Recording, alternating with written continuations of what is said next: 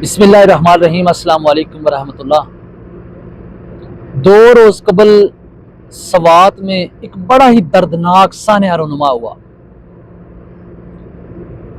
2-3 घंटों के अंदर 18 कीमती जानें जालिम दरिया ने निकल ली। पूरे पाकिस्तान के सोशल मीडिया ने इस सान्या पे वावेला किया, शोर मचाया, लोग चीखे चलाए।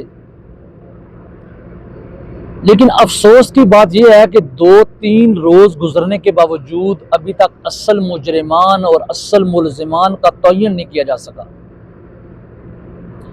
किसी वजीर, किसी मशीर, किसी वजीर आला, किसी अदारे के सरबराह को अभी तक मुजरिम नहीं ठहराया गया, FIR का इंदराज नहीं किया गया। अब सवाल ये पैदा होता है कि इस साने का मुजरिम कौन है। हर बंदा मुजरिम की तलाश में है और हर बंदा असल मुजरिम की सजा का ख्वाहिशमंद है। अब सवाल यह पैदा होता है, इस सारी सूरत हाल को जानने के बाद मेरा ख्याल हमें असल जो मुजरिमान हैं उनका तयन करना बड़ा ज़रूरी है और उसमें बात होनी चाहिए। सवाल यह है जो लोग करते नहीं हैं कि पाकिस्तान के अंदर गुज़श्ता 76-77 सालों से बज़ाहिर वज़ीर आज़म मियाँ मोहम्मद नवाज शरीफ हो, आसिफ अली ज़रदारी हो या इमरान खान हो, लेकिन इस मुल्क के असल हाकिम कौन है और इस मुल्क पे असल हुकूमत कौन कर रहा है? मेरा ख्याल कोई भी बाशऊर पाकिस्तानी इस चीज़ से गाफिल नहीं है। अब लोग तरह तरह की बातें कर रहे हैं। पंजाब के अंदर कुछ सान्या हो जाए, लोग कहते हैं मरीम नवाज को इस्तीफा देना चाहिए। खैबर पख्तूनख्वा में कोई इस तरह का सान्या हो जाए, लोग कहते हैं अली मीन गंडापुर को इस्तीफा देना चाहिए, उससे बरतरफ करना चाहिए। बेशक इन लोगों को इस्तीफा देना चाहिए, बल्कि इनके ऊपर FIRs के इंदराज भी होने चाहिए। लेकिन एक मुजरिम इससे भी बड़ा है, इसका तयन किया जाना बेहद जरूरी है। पाकिस्तान के अंदर गुज़श्ता 76-77 सालों से कौन हुकूमत कर रहा है?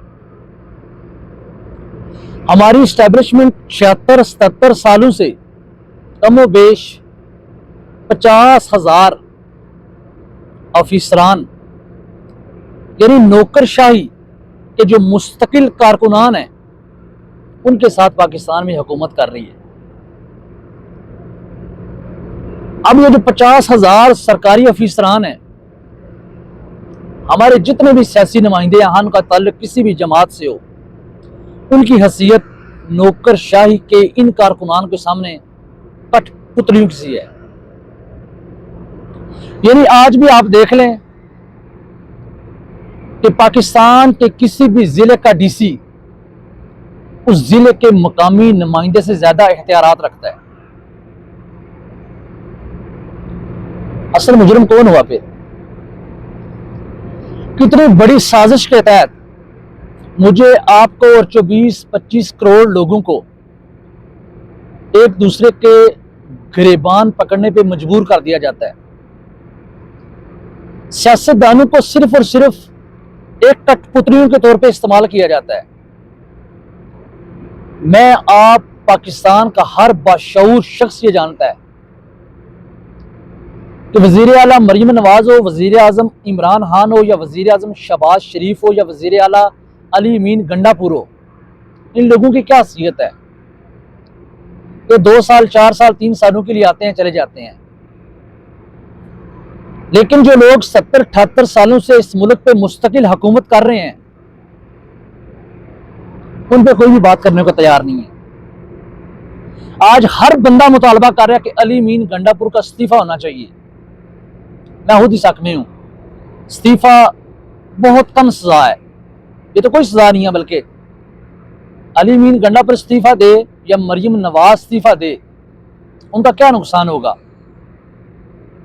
क्या उन्हें किसी चीज का फर्क पड़ेगा? यही है ना कि मजीद रूट मार नहीं कर सकेंगे, इससे ज्यादा उनको क्या फर्क पड़ेगा? इस मुल्क पे असल लोग जो हुकूमत करते हैं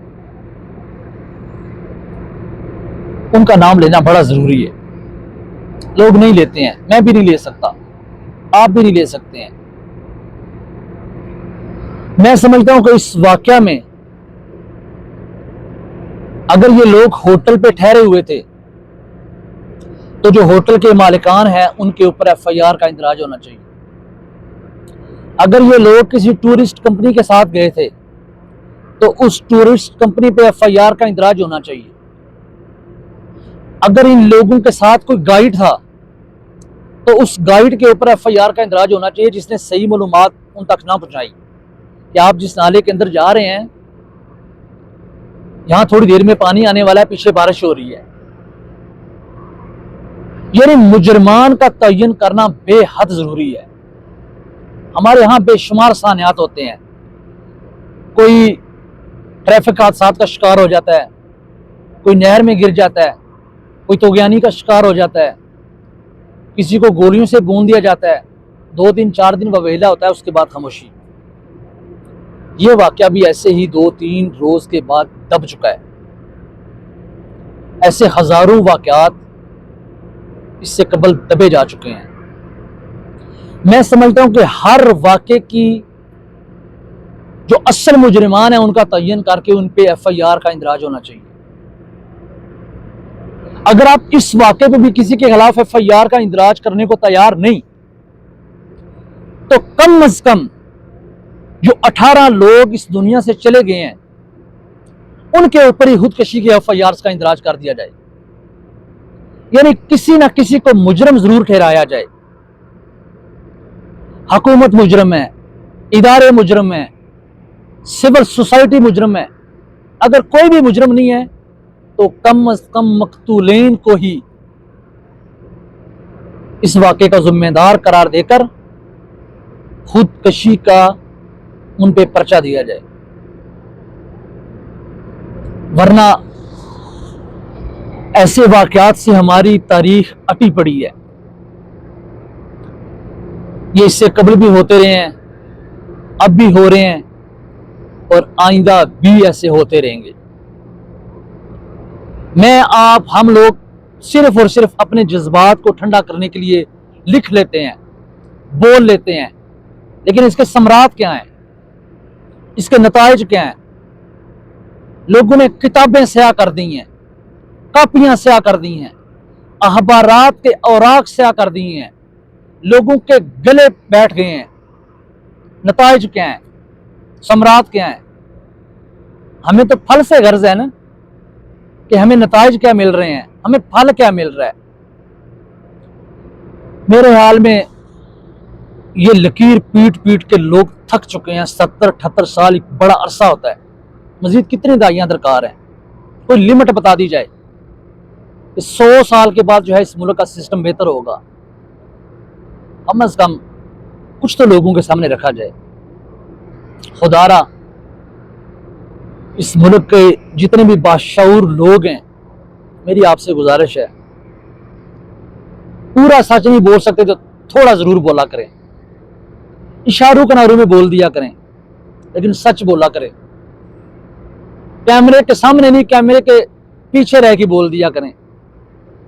कहीं ना कहीं आपकी आवाज जरूर पहुंचेगी।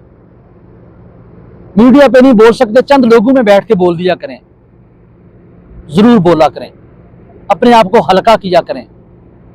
आपकी आवाज 4 लोगों तक पहुंचेगी, 4 से 8 तक पहुंचेगी, 8 से 16 तक पहुंचेगी। नहीं सामने बोल सकते, पस से पर्दा बोलें, लेकिन बोलें जरूर, बोलना सीखें। बोलने में ही आफियत है। और याद रखें, खामोश रहने वालों को कभी तारीख ने याद नहीं किया। जो लोग मसलतों का शिकार हो जाते हैं, मफादात का शिकार हो जाते हैं, कभी तारीख ने किसी को याद किया? ऐसे बंदे को कभी तारीख में ऐसा कोई बंदा सामने आया आपके? कोई भी नहीं। तारीख हमेशा बोलने वालों को और टकराने वालों को याद रखती है। बोला करें, मेरी सिर्फ यही आपसे गुजारिश है। मैं भी इससे ज्यादा बोलना चाहता हूं, लेकिन फिलहाल मेरे पास इतनी गुंजाइश है, मेरी इस्तात इतनी है, बल्कि शायद इतनी भी नहीं है। मैं अपनी इस्तात से बढ़ के बोलने की कोशिश करता हूं। मेरे बड़े जज्बात हैं। शायद मैं बोलना शुरू करूं तो मेरे मुंह से आग निकलना शुरू हो जाए। बहुत शुक्रिया आपका।